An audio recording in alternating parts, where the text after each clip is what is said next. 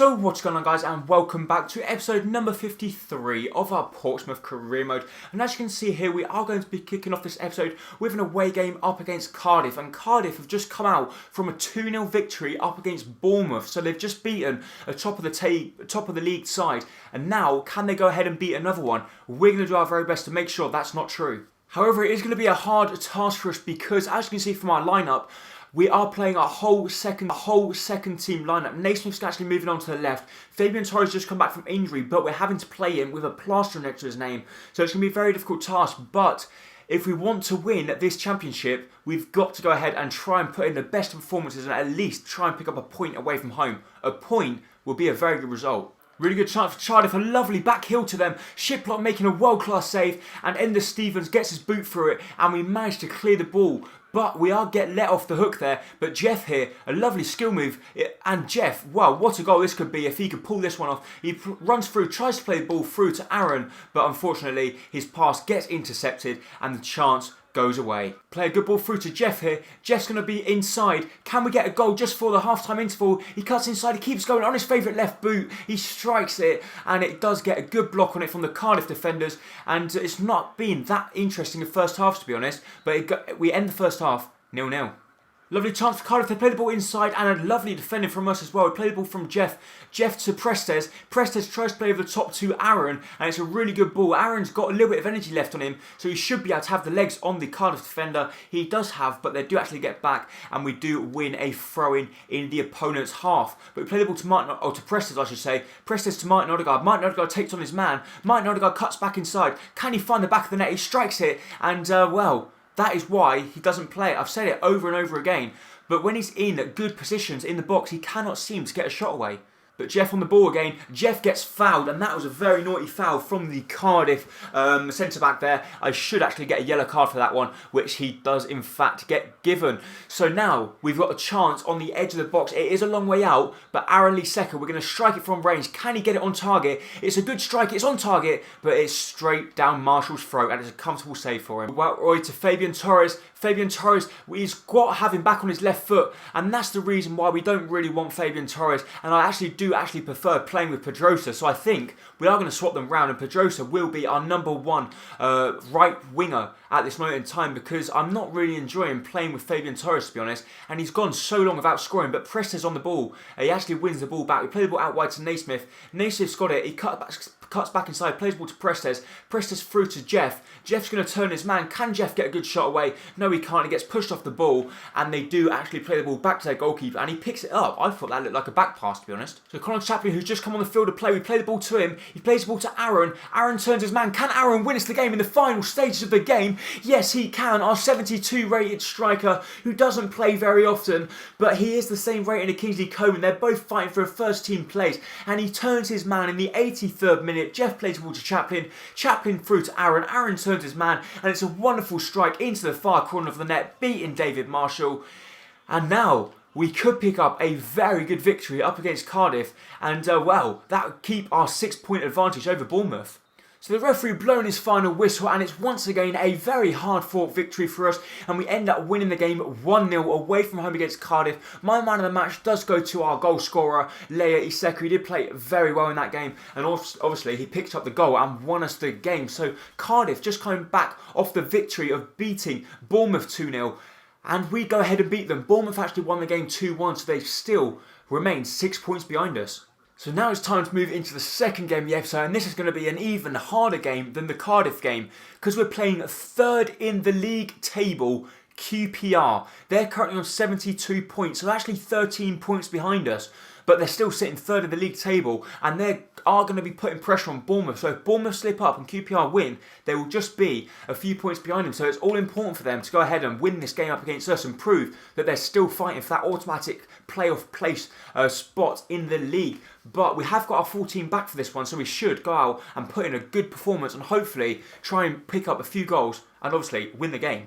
Ben Pedrosa finding Nori here. Nori on his left boot strikes it. It does get deflection on its way through and it goes out wide for a corner. So from the corner, we're going to whip the ball in the box. Let's see if someone can win it. It comes into Villalibre, but Brad Guzan comes out, makes the header, or makes the punch, I should say, and they do get the ball clear. It comes out to Alves. Alves should clear that one up easy as he plays the ball to Bergwijn. Bergwijn here can create a chance for ourselves. Plays the ball to Villalibre. Villalibre on his left foot strikes it, but it hits the QPR striker in the head. Ben Pedrosa with a lovely ball over the top here to Kingsley Coman. Can Kingsley Coman keep the ball in play? Yes, he can. He's going to try and find Bergwijn in the box. A lovely ball inside, but some lovely defending from the QPR centre-back there to deny us from pretty much picking up the early lead. But Pedrosa whips the ball in the box. He's going to come out wide to Clark. Clark plays the ball out wide to Kouatse. Kouatse, our centre-back, is going to let fly with his left boot, and that's why he's a centre-back. Another chance for QPR here to open the scoring. They play the ball to the far post, or to the near post I should say, and Shiplock has been beaten yet again at his near post. I thought he should be coming out to collect that one. Charlie Austin wins the header in front of him, but let's have a look at the replay here. It's good build-up play. They play the ball through, Boskagli is caught out of place, but they whip the ball in the box. Is that Shiplock's got to get to that? I'm not sure. Let me know in the comments down below if you think Shiplock should have saved it. We play the ball through to Villalibre here. Can Villalibre get there before Diakite? He can't, but he wins the ball back from him. Villalibre cuts inside. Surely that's a penalty. And I thought, yeah, well, obviously it's not a penalty, but in real life it would be because he clearly used his hand there. But Ruben Loftus-Cheek is on the ball here. Ruben Loftus-Cheek in the previous game scored 2 wonderful goals. So we play the ball through to Nori. Nori takes on his man. Nori to strike it with his right boot. And the goalkeeper, wonderful save. It comes to Bergwijn. Bergwijn tries to whip the ball back across the face of goal. But it does get intercepted. But Boskagli wins the ball. He's going to whip it in. Can Kingsley Coman win the header? No, he can't because we don't even get the ball into the box. Another really good chance for QPR. We win the header. It comes back to Boskagli. Boskagli doesn't win the header, but it's a comfortable catch for Shiplock as he throws the ball out wide to Pedrosa. Pedrosa to Nori. Nori, not the best first time touch. They play the ball back inside to Austin. Austin strikes it, and that was very close there, and they nearly double their lead. Ruben Loftus-Cheek on the ball here. We do know how good he is at striking it. He's on his favourite right foot. He does strike it, but once again, the QPR defenders doing their jobs very well there and putting in an expert block to deny our star player, our star midfielder, from picking up another goal for himself. So we're now going to make some substitutions. Benimart is going to come onto the field of play because Bergwijn doesn't look like he's even been in the game. Nori will be coming off as well because he hasn't done much either. But who do we bring on? Chaplin is going to come on at cam. There's not much hope for us, to be honest. Kingsley Coman's trying to do everything on his own here. He's cut inside. He's going to play the ball through to Connor Chaplin. It's not the best of balls and it gets cut out. And Chaplin made a good run, but we couldn't pick him out with Kingsley Coman. And with just 5 minutes left on the clock, I don't think we're going to get anything from this game. And it's going to be our first defeat in a long time. Connor Chaplin's actually won the ball here. Can Connor Chaplin keep the ball? He can't. He's just come on the pitch. Surely he's got to be keeping the ball. He's fit. And the referee blows a final whistle. We end up losing the game 1-0. And I thought we deserved a point from that game. We didn't play that bad. But still, we had no shots on target, to be honest. Shiplock did play pretty well. And Chaplin, when he comes on, he's got to be putting in a better performance than that. And the reason being, I had to bring him on because I had no other people available. Let's see how Bournemouth got on. Bournemouth actually drew 0-0 with Charlton, so that's a good result for us. So we're going to put everyone on the same training as usual. Shiplock is very close now to going up to 78 rated. So I think he could be the first player that could actually reach the 80 rated. And he is so close, but yet so far. He doesn't go up just yet, but he is very close now to 78 rated. So Ruben Loftus-Cheek is saying that he wants us to have a look at his wages, and the last thing we want is for this guy to leave the club. So we're going to see how much wages he does actually want, and we're going to hope that we've got enough money to offer him. So Loftus-Cheek wants 35,000 increase. We just have not got that sort of money, and I don't know what to do.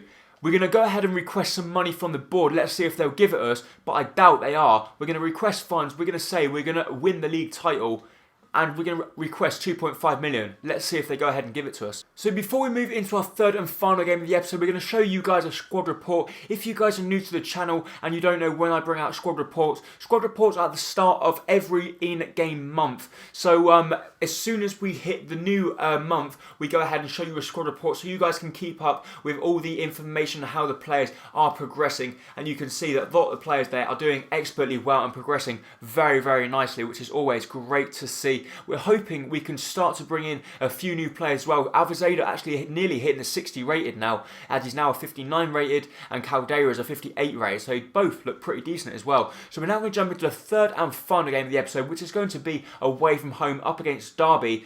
Bournemouth have already won their game, so they're now just 2 points behind us. So it's all crucially important now that we win this game.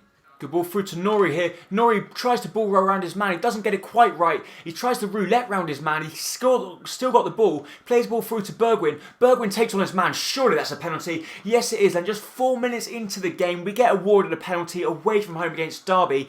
And it is going to be Villa Libre that's going to step up to take the penalty, as he has probably got the best penalty stats for us. He's going to go to the top right-hand corner past Grant.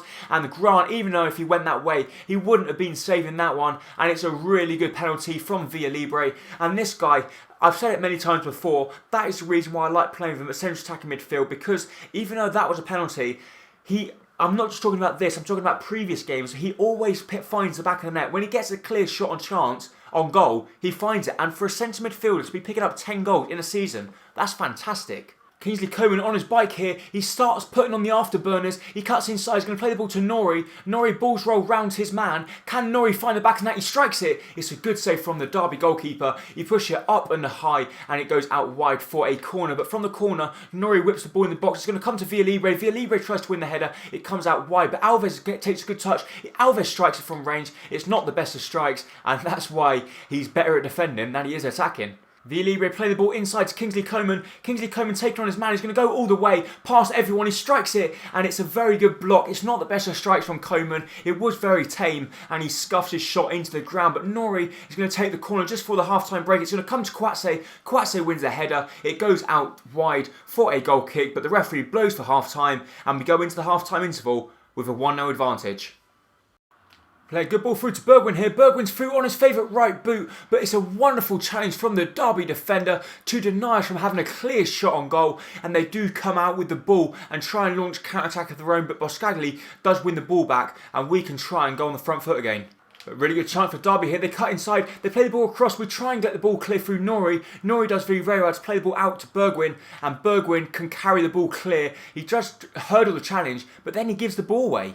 Good chance for Derby here. They play the ball to Christie. Christie to Tom Ince. Tom Ince tries to take on Boscagli, but Boscagli pushes him out wide. He's going to try and whip the ball in the box, which we don't want him to do. But he plays the ball back to Warnock. Warnock cuts inside, plays the ball to Chris Martin. We win the ball, and some lovely defending from us here. And now can we create a chance of our own? We're going to play the ball over the top to Kingsley Coman. Kingsley Coman with a lovely first-time touch. He is one-on-one with the goalkeeper. Surely he's going to wrap up the game. Yes, he is. He fires the ball into the top-hand corner, and he picks up yet another goal to add to his league tally so far this season, and he's now got 17 goals, I believe, this season.